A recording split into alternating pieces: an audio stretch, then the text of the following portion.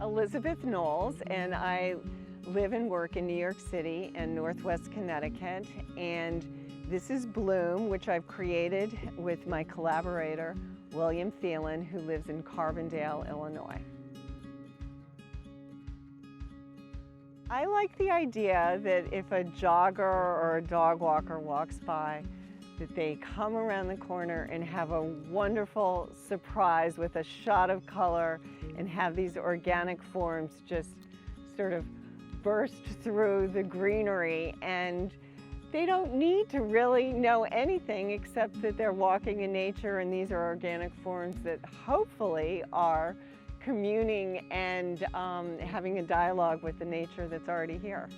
Well, we've gotten some really great responses, which obviously makes me feel really good because I want to celebrate nature, and when people walk by and go, wow, it makes me feel great because I'm accomplishing what I sought out to do. So we've gotten some really fun responses, joyful responses, which is what I love. And I think people are looking at the environment in a different way. And I hope people will each day, let's say there's people that walk their dogs and come by every day or use this as their jogging path, that they'll see how it changes in the different times of day, in the different lighting, different weather. It's going to look different each time, and I hope they take a look at that and experience it differently and get a little different piece of joy from it in different times of day and different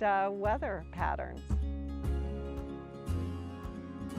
I have worked with my collaborator, William Thielen, for the past, I want to say 7 years, 6-7 years. Every summer we do 1 or 2 outdoor installations, and during the year we work individually on our own work, but we've really enjoyed in the summer coming together and creating things that are always site-specific, and they're always up for, like 4 months at a time, so they're not going to be permanent installations. We liked the idea that his arches, these organic shapes, sort of lead up to this wonderful blossoming bloom, but these are like the leaves or the stems kind of coming up to the blossom. Bill and I have been working for about 7 years together, and even though we've always lived in different cities, we've had this wonderful dialogue. And for this piece specifically, this is very unusual for us because we had no idea that the whole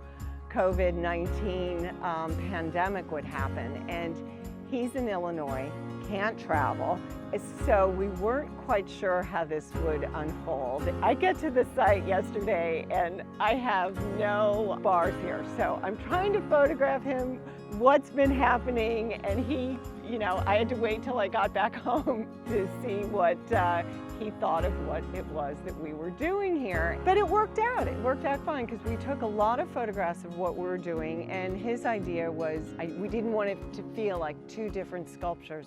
How do we organically intertwine and have the 2 separate elements integrate with each other? And we had a really good dialogue about it, so we'll see if he's happy with it, but I think we've worked together so long.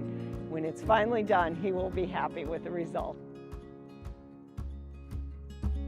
I was in high school for the first Earth Day, and it was so exciting, and I felt like, the world's coming together and going to change everything for the environment. Obviously, that has not happened, but that's where us individuals come in, and I feel like we all need to do our own part to educate, inspire, create change, so we all are more sensitive to what is going on in the environment. And so my part, I love natural forms and natural patterns in nature, and so by recreating a lot of these patterns in nature, I hope people, when they walk by or jog by or walk with their dog, will look at this surrounding in a different way than they did before, because they're going to see another element interacting in this site, and they may look at this tree or admire the leaves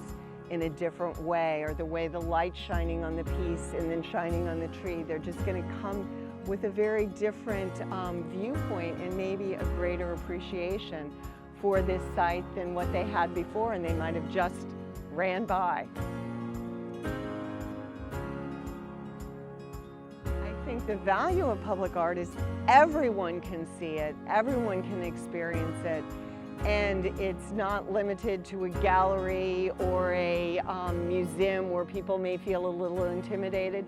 They can just go out, walk in nature or in a public square and see what turns them on with the art that's out there.